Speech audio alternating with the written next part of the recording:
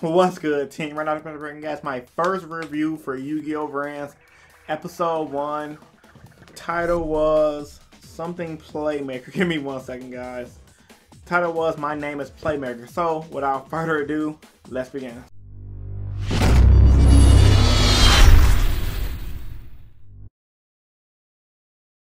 Started by saying, I just finished watching Yu-Gi-Oh! VRAINS Episode 1. I told you guys back when the anime was announced, I was going to be dropping reviews for you guys. So I'm going to give you guys my first thoughts. This episode was lit. Like, it had everything to make a perfect season, starting off from episode 1.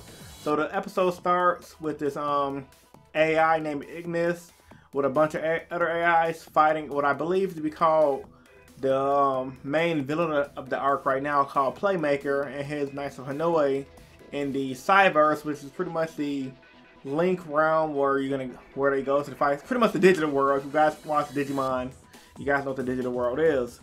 Long story short, Ignis, I think his friends got captured. Kind of got confused in the beginning. Probably have to go rewatch the episode to kind of get a full understanding of it. For the most part, he got away, and one of the Knights of Hanoi's dragon bit half of his body. He's like an eyeball was running away, and they have to have every piece of the body to complete Ignis. Now, the episode did not state what Ignis' purpose was, but he's just an AI for the cyberse.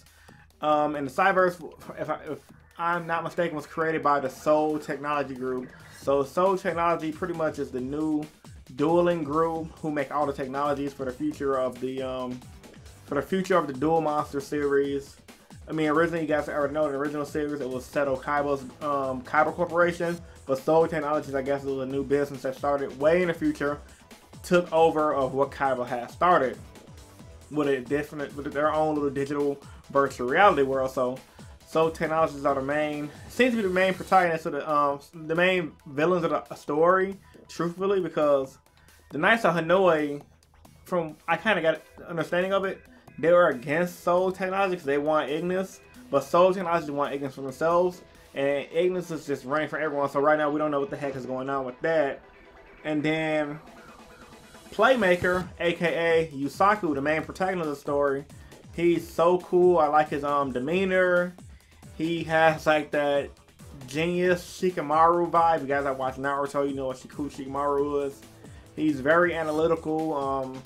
For example, he met this one guy who I'm predicting is probably gonna be his friend. The guy's probably gonna be the Joey Wheeler of the series. Can't think of his name right now. Picture being on the screen, of course. The guy pretty much came up to Fusaku saying, "Hey, you got an old school dude. This, I got this, I got this." It's been a dude who like to brag and flaunt the money he spent on his accessories, but don't talk about his deck and his skill. And Fusaku pretty much just called him a scrub, saying that if you got to brag about this, you must not be good. So I thought that was pretty cool as well. And the whole episode pretty much revolved around the search for Ignis. Now, the name of the episode was called My Name is Playmaker, which pretty much an introduction to Fusaku. But the whole search was for everyone to find Ignis, which is the AI. And eventually Fusaku, when he figured it out, and it's funny, off back, I didn't expect this. I thought Fusaku was going to become Playmaker later in the series from when I watched the earlier stuff about the anime. But off back, Fusaku's been Playmaker, and the stuff in the digital world of cyberse happened 5 years prior to what episode 1 has been going on. So Ignis has been on a run for 5 years, and Fusaku has become Playmaker already. So I think I'm saying Yusaku has become Playmaker already. So they still have some backstory to drop on when he became Playmaker and why, because they didn't really give that much information on it. He just trying to help it out with him and his buddy Kusanagi, who is like a hot dog stand food kind of guy. And inside of his food truck, he has like TVs, computers, etc., that allows Yusaku to go into the digital world, cyberse, etc., to duel the Knights of Hanoi and stop them. Because Knights of Hanoi are pretty much just hackers who are pretty much trying to hack into Soul Technologies and do what they want. They didn't really go that much in-depth detail about the Knights of Hanoi in this episode, but only time will tell. And they did show off the main Knights of Hanoi in the episode, which was Revolver. It looks badass. He has a mask on. I got a feeling Revolver's gonna be a human.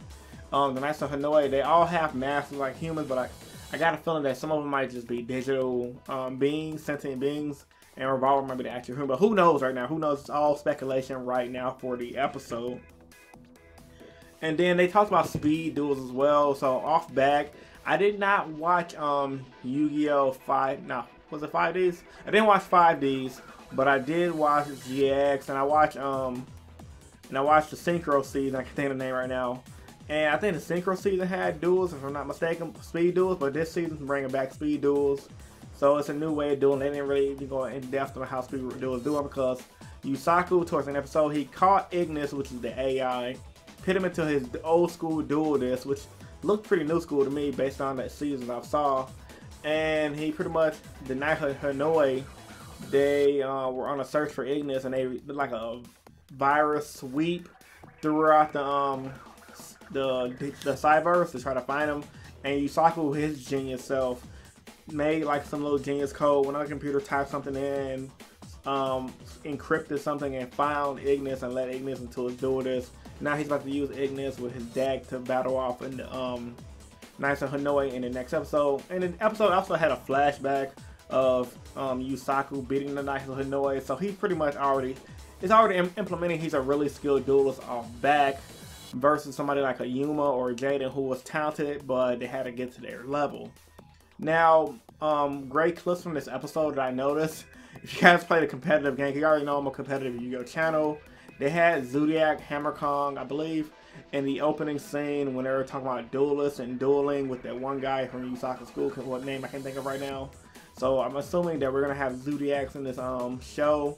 And I'm hoping we have more popular decks like Spirals and Subterra be introduced in later episodes of the Yu-Gi-Oh! Brands genre. So as a closing statement to the review, it was an awesome episode. For you guys that have not seen it yet, you guys can click in the description down below to watch the episode, and comment down in the comment section down below to talk about what are you guys' thoughts about this episode. I will be dropping a episode 2 preview prediction, give you guys my thoughts and predictions of what I think is going to happen based on the episode 2 preview.